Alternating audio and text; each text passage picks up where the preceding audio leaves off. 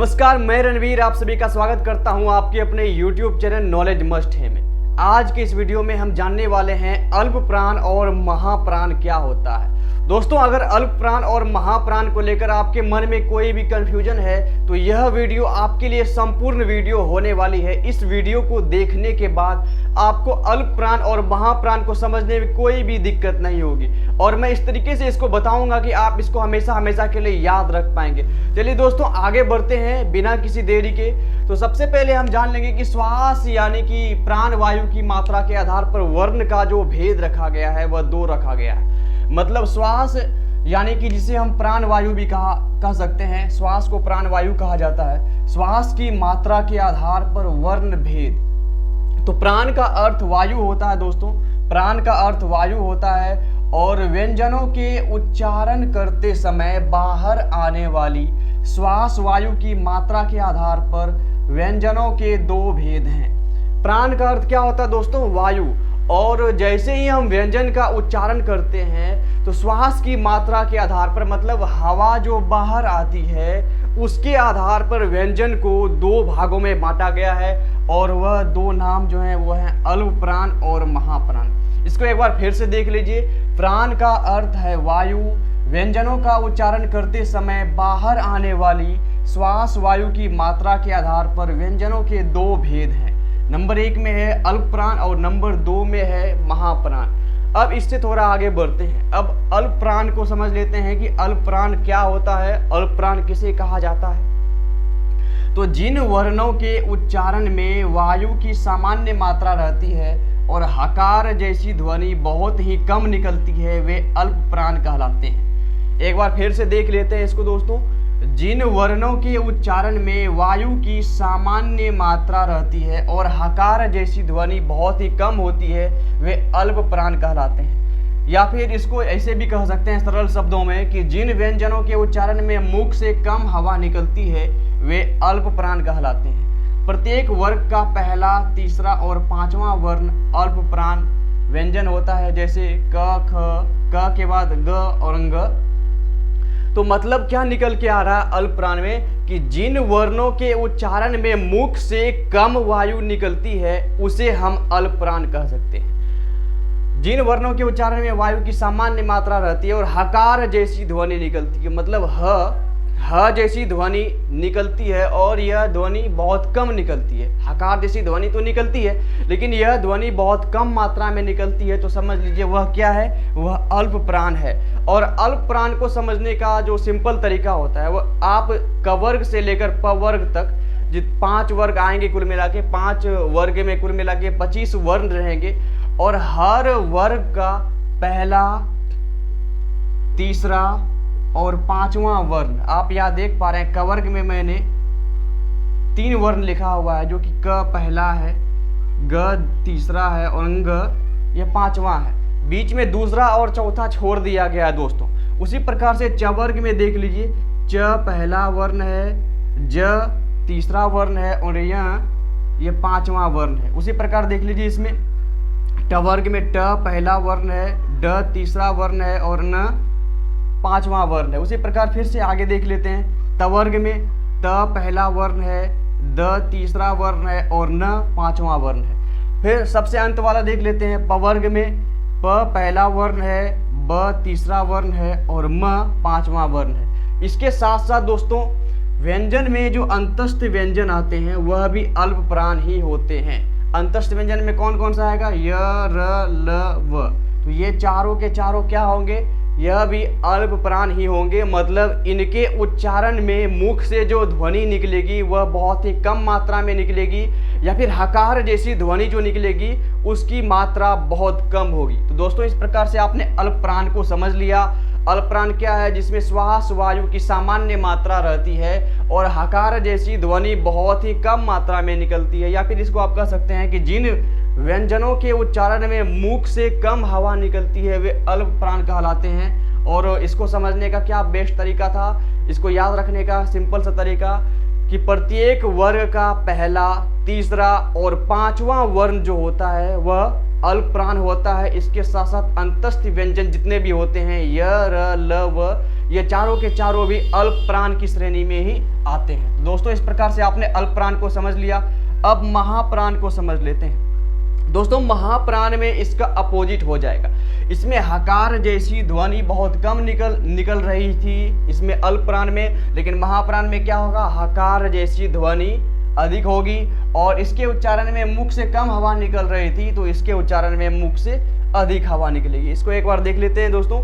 जिन व्यंजनों के उच्चारण में श्वास वायु अल्प प्राण की तुलना में कुछ अधिक निकलती है और ह जैसी ध्वनि होती है, उन्हें महाप्राण कहा जाता है। दोस्तों आपने समझ लिया इस बात को कि जिन व्यंजनों के उच्चारण में श्वास वायु अल्प प्राण की तुलना में अधिक निकलती है। आपने देखा था अल्प प्राण में बहुत ही कम मात्रा में वायु निकलती है मुख से बाहर, या फिर वायु जो मुख से बाहर निकलती है उसकी मात्रा सामान्य रहती है। लेकिन महाप्राण में क्या हो रहा है, अल्प प्राण की तुलना में कुछ अधिक वायु मुख से बाहर निकल रही है और ह जैसी ध्वनि उत्पन्न हो रही है, ह जैसी ध्वनि भी निकल रही है। तो इसलिए दोस्तों हम उसे महाप्राण कह सकते हैं और महाप्राण कहते भी हैं। इसको सरल शब्दों में दोस्तों इस प्रकार से समझ सकते हैं कि जिन व्यंजनों के उच्चारण में मुख से अधिक वायु निकलती है वे महाप्राण कहलाते हैं। और इसको समझने का क्या है तरीका कि प्रत्येक वर्ग का दूसरा और चौथा वर्ण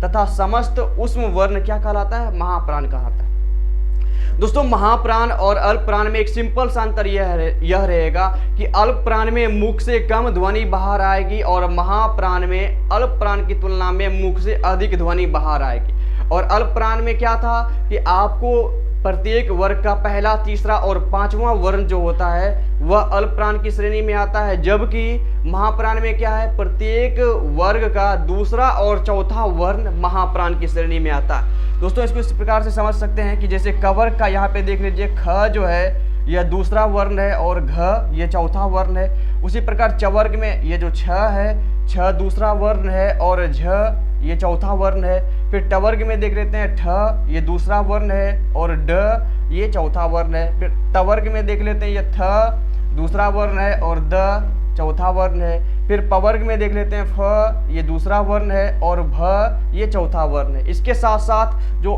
तालव्य स, मूर्धन्य स, दंत स और ह यानी तीन जो स है और एक ह है, ये सभी के सभी क्या कहलाते हैं, उष्म वर्ण कहलाते हैं। और ये सारे के सारे क्या है, ये सारे के सारे महाप्राण है दोस्तों। तो आप अल्प प्राण और महाप्राण को समझ चुके हैं। इसको एक चार्ट के माध्यम से और भी अच्छी तरीके से समझ सकते हैं। देखिए यहाँ पे मैंने पूरा का पूरा कवर्ग से लेकर पवर्ग तक लिखा हुआ है। इनको स्पर्श व्यंजन भी कहा जाता है दोस्तों, आप पहले से ही जानते होंगे। आपने हमारी अगर इसके पहले की 2 वीडियो देखी है जो कि संपूर्ण हिंदी व्याकरण के सीरीज की 2 वीडियो है, तो आपको यह बात अच्छी तरीके से समझ में आ गई होगी कि स्पर्श व्यंजन और अंतस्थ व्यंजन तथा उष्म व्यंजन क्या होते हैं। दोस्तों स्पर्श व्यंजन जो कि जिसकी संख्या प्रत्येक वर्ग में 5 और कुल मिला के 5 वर्ग हैं तो 25 होती है। तो इन स्पर्श व्यंजनों में आप देख सकते हैं कवर्ग से लेकर पवर्ग तक, इसमें आपको अल्प प्राण और महाप्राण को समझना है। तो आप इस बात को ध्यान से देखिए, वीडियो को स्किप नहीं कीजिएगा।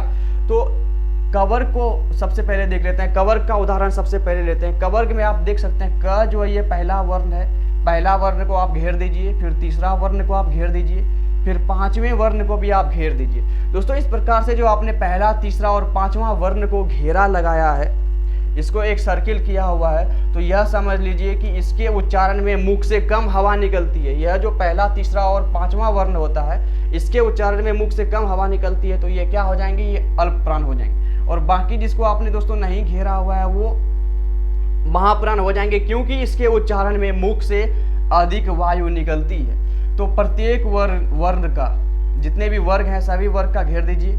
इस प्रकार से आप घेर सकते हैं, इधर भी और इधर भी, इसके साथ साथ इधर भी। तो इस प्रकार से अल्प प्राण और महाप्राण को समझना बहुत ही आसान हो जाएगा दोस्तों। प्रत्येक वर्ग का पहला वर्ण और तीसरा वर्ण, इसके साथ साथ पांचवा वर्ण, इन तीनों को आप घेर दीजिए। तो ये तीनों क्या हो जाएंगे, ये तीनों दोस्तों हो जाएंगे अल्प प्राण। ये तीनों क्या हो जाएंगे, अल्प प्राण हो जाएंगे। और बाकी जो ये बीच वाला बच जाता है, ये फिर ये यानी दूसरा और चौथा वर्ण जो बच जाता है दोस्तों, यह हो जाएगा महाप्राण, क्योंकि इसके उच्चारण में मुख से अधिक वायु निकलती है। इसके साथ साथ दोस्तों यह जो यहाँ पे यर लव जो कि अंतस्थ व्यंजन है, इसको भी हम अल्प प्राण कहते हैं। इसको भी क्या कहते हैं दोस्तों? अल्प प्राण। और यह जो है श और ह जो कि ऊष्म व्यंजन है, इसे हम महाप्राण कहते हैं। आपको समझ में अच्छी तरीके से आ गया होगा कि कवर्ग से लेकर पवर्ग तक में जो पहला, तीसरा और पांचवा वर्ण है वह अल्प प्राण की श्रेणी में आता है, और दूसरा और चौथा जो वर्ण होता है वह महाप्राण की श्रेणी में आता है। इसके साथ साथ अंतस्थ व्यंजन जो हैं वो भी अल्प प्राण होते हैं, लेकिन उस व्यंजन क्या होते हैं? वो महाप्राण होते हैं। दोस्तों इसको एक ही वाक्य में अगर आप समझना चाहते हैं तो इसको यहाँ पे मैंने लिखा हुआ है कि अल्प प्राण वर्णों की अपेक्षा महाप्राण वर्णों में प्राण वायु का उपयोग अधिक श्रम पूर्वक करना पड़ता है। इस एक वाक्य से ही आप समझ सकते हैं कि अल्प प्राण और महाप्राण में क्या अंतर है। अल्प प्राण वर्णों की अपेक्षा महाप्राण वर्णों में महाप्राण वर्णों में प्राण वायु का उपयोग अधिक श्रम पूर्वक करना पड़ता है। मतलब ये सीधा सीधा निकल के आ रहा है कि अल्प प्राण में क्या हो रहा है? कम वायु मुख से बाहर निकल रही है, और महाप्राण में अल्प प्राण की तुलना में अधिक वायु मुख से निकल रही है। तो इस प्रकार से आप अल्प प्राण और महाप्राण को अच्छी तरीके से समझ सकते हैं, इसमें अच्छी तरीके से भेद कर सकते हैं। और इस वीडियो को देखने के बाद आपको अल्प प्राण और महाप्राण से रिलेटेड कोई भी डाउट आपके मन में नहीं रहा होगा, कोई भी डाउट नहीं बचा होगा। अगर फिर भी कोई डाउट बच जाता है तो आप कमेंट में उस डाउट को पूछ सकते हैं, तो हमारी टीम उस कमेंट का जरूर जवाब देगी और आपके डाउट को क्लियर करने का हर संभव प्रयास किया जाएगा। दोस्तों अगर वीडियो आपको जरा से भी अच्छी लगी है, अगर इस वीडियो से आपने थोड़ा बहुत भी कुछ सीखा है,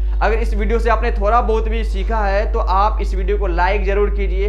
और आप हमारे चैनल पर पहली बार आए हैं या अभी तक आपने हमारे चैनल को सब्सक्राइब नहीं किया है तो सब्सक्राइब जरूर कर लीजिए, और बेल आइकन को दबाना मत भूलिए, क्योंकि जब भी हम तरह तरह के नए वीडियो लाएंगे तो उसकी नोटिफिकेशन सबसे पहले आप तक पहुंचेगी और आपसे कोई भी वीडियो मिस नहीं होने वाली है। दोस्तों आज के लिए इतना है दोस्तों, कल फिर मिलेंगे एक नई वीडियो में एक नए अंदाज के साथ। तब तक के लिए नमस्कार, जय हिंद।